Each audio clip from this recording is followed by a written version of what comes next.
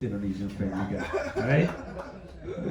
So my name is Panji Pragiwaksono, but I go by the name Panji because it's a lot to handle for American. People butcher my name a lot of the times. There's a fellow comic, Kevin Sanchez, he called me Panji Papasono. Doesn't sound like my name at all. Sounds funny though.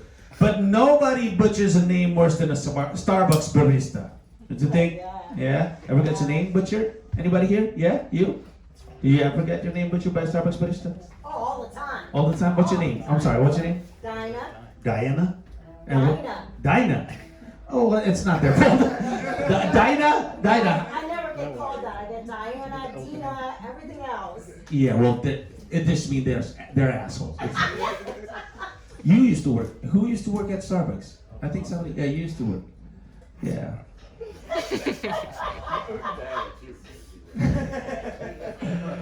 I was at Starbucks one time. The barista asked my name. Can I get your name? I said Panji. Then she wrote it down. And when my coffee's ready, she said, "Coffee for Panty?" That's not my name. But I am sleepy, so I am Panty. Ini adalah .id weekly vlog sepulangnya dari Istora Senayan, Jakarta. Gue ngantuk, jet lag gak kelar-kelar, tidak bisa berfungsi dengan baik. Ini aja malas sebenarnya bikin .id weekly vlog. Bumper dulu ah.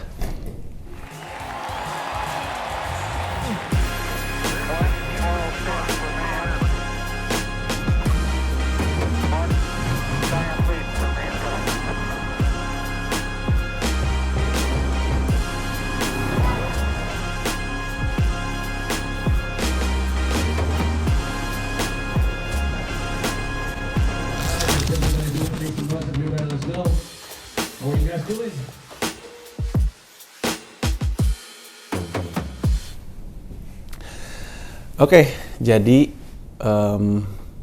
seminggu sudah setelah Komodo Menuju Istora Senayan Jakarta, gue tidak langsung pulang. Gue pulangnya di hari Selasa. Jadi Komodo Menuju kan hari Minggu, gue pulangnya hari Selasa, terus sampai sini hari Rabu malam, Kamis Jumat di rumah, Sabtu kerja, Minggu tepar. Itu yang terjadi sama gue.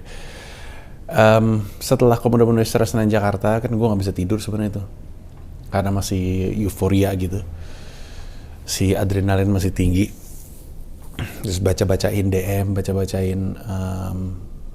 baca-bacain mention di Twitter dan di Instagram, banyak yang happy, banyak yang marah.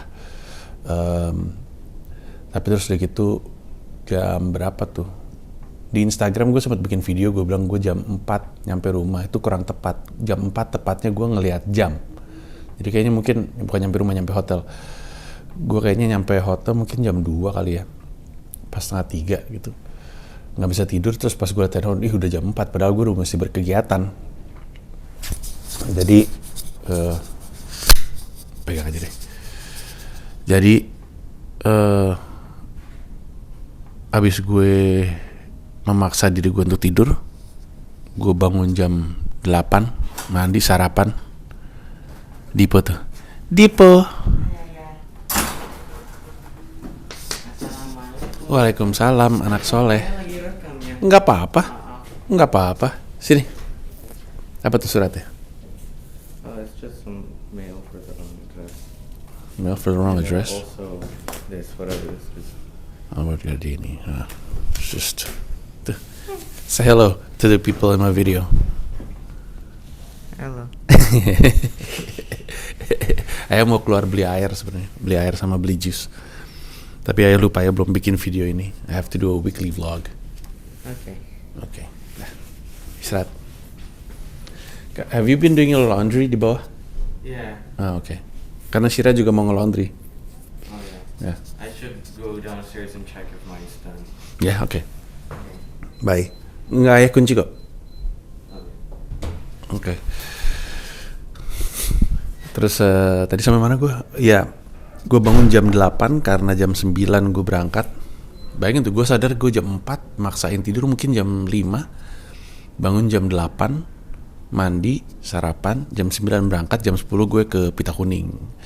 Nah di Pita Kuning gue ngerjain sebuah konten baru, IP baru. Tadinya kan cerita masa kecilku, CMK. Sekarang ada IP baru, cerita masa nakalku, yang membantu kami bisa ngelanjutin konten bukan cuman dengan orang yang kemarin, tapi ngelanjutin ceritanya. Karena kan ceritanya banyak yang selesai di SMA tuh, nggak ada cerita masa kuliah dan seterusnya. Tapi juga membuat gue bisa transisi dari jadi host cerita masa kecilku, kemudian pindah ke cerita masa nakalku dengan host yang baru, yaitu Ristek dan Bonar. Akan seru lah. Terus ngerjain itu sampai jam 12 kalau nggak salah, lebih malah mungkin. Terus buru-buru karena si Risteknya juga tepar karena habis ngerjain Komodo Monohistora kan. Jadi habis ngerjain Komodo Monohistora, besoknya tuh yang kerja tuh gua sama Ristek ngerjain si konten itu. Terus Bonarnya belum ada karena dia lagi ngerayain ulang tahun pasangannya di Bali. Udah terus gitu ke markas, gue bikin konten promo karena ada 3 komika yang butuh promo di tempat gue. Ada Odi Ajalah, ada Aldi Ajadong, dan ada Benedictivity sama Gideon Tulus mampir untuk acara Panitawan Natal. Kelar mereka bikin konten, terus gue ada meeting /dinner sih, meeting berkedok dinner dengan anak-anak representatif manajemen. Mau nitipin manajemen ke mereka sebelum gue cabut ke New York. Besoknya hari Selasa jam 10 sampai jam 1 gue meeting.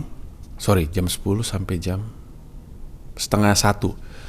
Jam 10 sampai jam setengah 1 gue meeting sama komisaris Comika, si Rama, ngomongin soal bisnis. Abis itu gue jam 1 casting untuk sebuah series. Kelihatannya belum bisa gue buka, tapi yang pasti seriesnya ini akan tayang di, rencananya sih di Amazon Prime. Tapi ya kita lihat aja. Udah casting, gue ngerjain 2 buah role. Habis itu gue langsung buru-buru ke bandara. Sampai bandara gue berangkat pulang. Nah, gue berangkat hari Selasa sore, naik Emirates First Class. Pertama kali gue naik First Class. Ceritanya mau ngerayain lah, karena gue tahu di Jakarta nggak sempat ngerayain. Seperti yang lo tahu, gue udah sibuk kerja. Nyampe sini juga gue beraktivitas lagi gitu, dan kembali menjadi seorang suami dan ayah, berusaha untuk menjadi yang baik. Jadi perayaan gue tuh ya perjalanan 8,5 plus 14,5 perjalanan dari Jakarta Dubai New York, naik first class. Cukup menyenangkan. Nanti akan ada satu video spesifik ngomongin soal naik first class, karena buat gue juga baru, jadi gue bukan native first class. Dan berbagi juga aja sama yang penasaran seperti apa sih naik ke first class.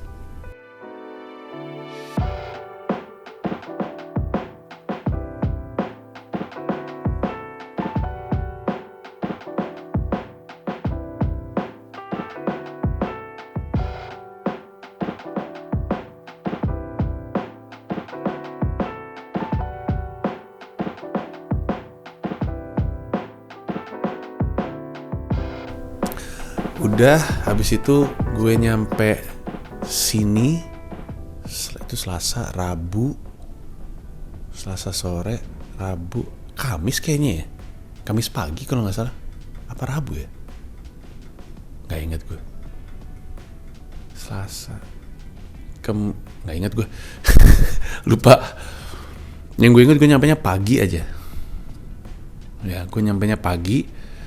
Terus udah Kamis itu ya dinner sekeluarga, bareng-bareng. Happy lah gue, Kamis Jumat tuh happy karena kami banyak menghabiskan waktu bareng-bareng.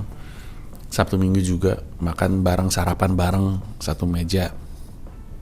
Belum ada meja makan sih. Meja makannya menurut Amazon nyampenya tanggal 27 Desember, padahal gue udah pesen dari November. Di pantry sarapannya. Terus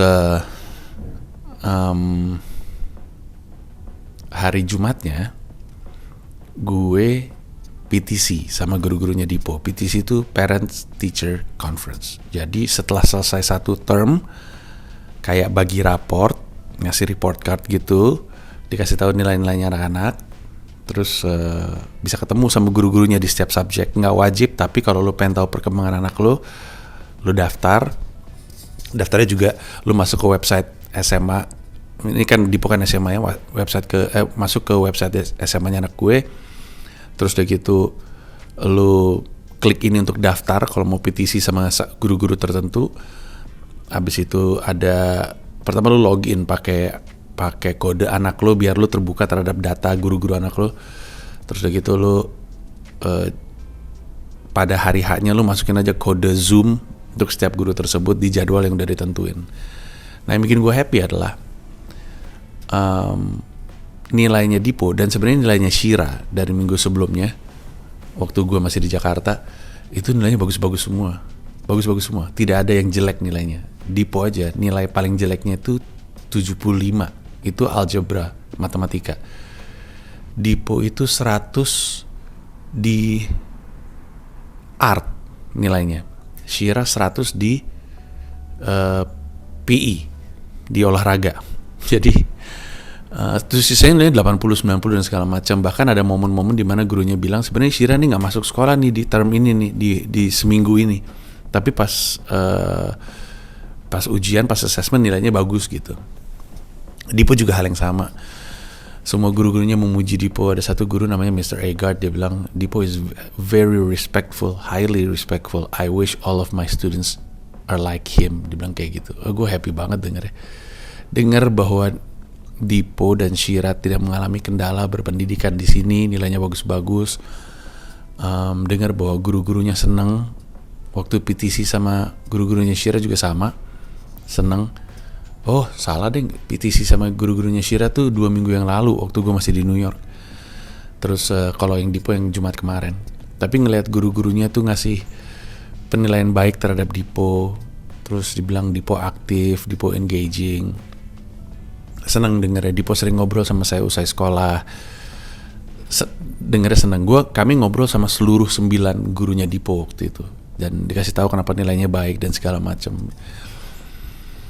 Ternyata kabar bahwa anak Indonesia kalau pindah sekolah ke Amerika Serikat ngerasa pendidikan jadi lebih mudah itu setidaknya untuk term pertama ini benar adanya. Jadi nanti kita lihat selanjutnya bakal seperti apa. Tapi moga-moga sih sama terus.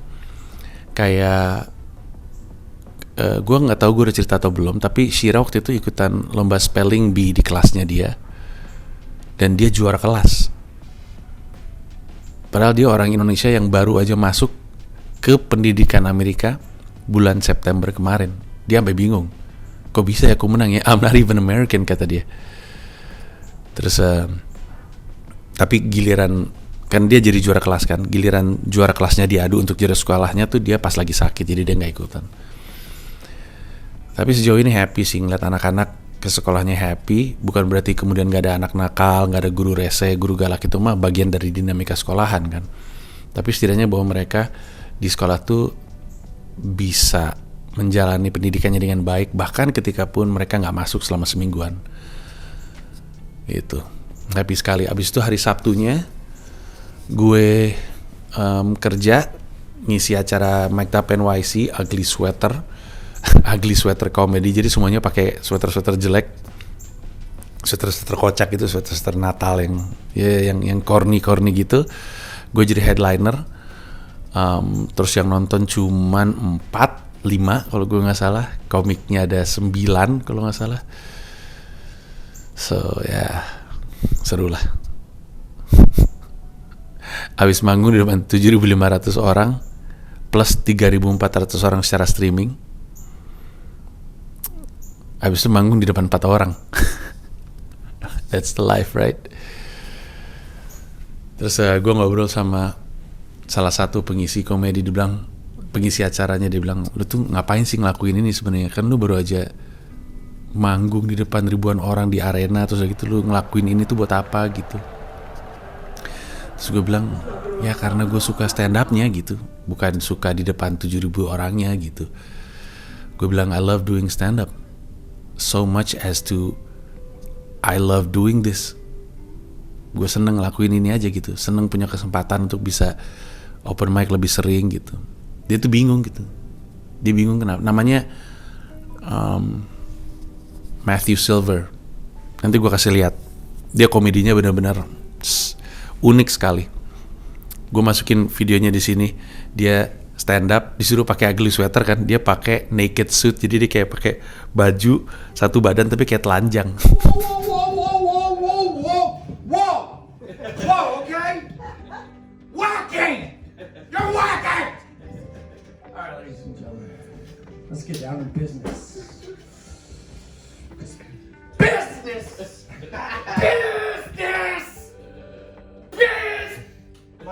Aneh banget, lucu banget tuh orang. Terus gue bilang sama dia, ya kalau di Jakarta gue open mic palingan 5-6 kali seminggu. Kalau di sini gue bisa 20-30 kali open mic. Itu aja sebagai orang yang suka banget stand up jadi hiburan tersendiri, kata gue. Terus karena gue nyebut dia legend, hey what's up legend, gue bilang si Matthew Silver. Kan Matthew Silver tuh adalah street performer yang legendaris. Dia sempat viral di tahun 2000-an, mungkin sebelum pandemi 2009-2010 tuh dia sempat viral, mendunia viralnya, sampai orang tuh dari luar negeri tuh datang ke New York tuh nyari Matthew Silver. Tapi terus pandemi datang, terus udah gitu semuanya jadi berubah. Jadi gue manggil dia legend, dia bilang no, you're the legend. Terus dia ngomongin soal dia ngelihat gue di Instagram. Banyak orang, jangankan di Indonesia, di New York juga bingung sama apa yang gue lakukan. Tapi gue rasa kalau orang tahu kenikmatan melakukan sesuatu yang dia cintai, buat dia jadi masuk akal kenapa banyak hal yang memberikan kenyamanan ditinggalkan demi melakukan apa yang dicintai. Memang bukan sesuatu yang bisa dipahami semua orang. Hanya yang dipahami sama orang-orang dengan mindset work-life trampolin. Itu aja dulu untuk sekarang. Hari Minggu gue cuma istirahat aja. Cuman badan gue masih ngantuk, badan gue masih capek. Kayaknya akumulasi deh. Mungkin di episode minggu depan gue cerita, tapi teler. Jadi makasih udah nonton. Kita ketemu di .id Weekly Vlog minggu depan. Bye-bye.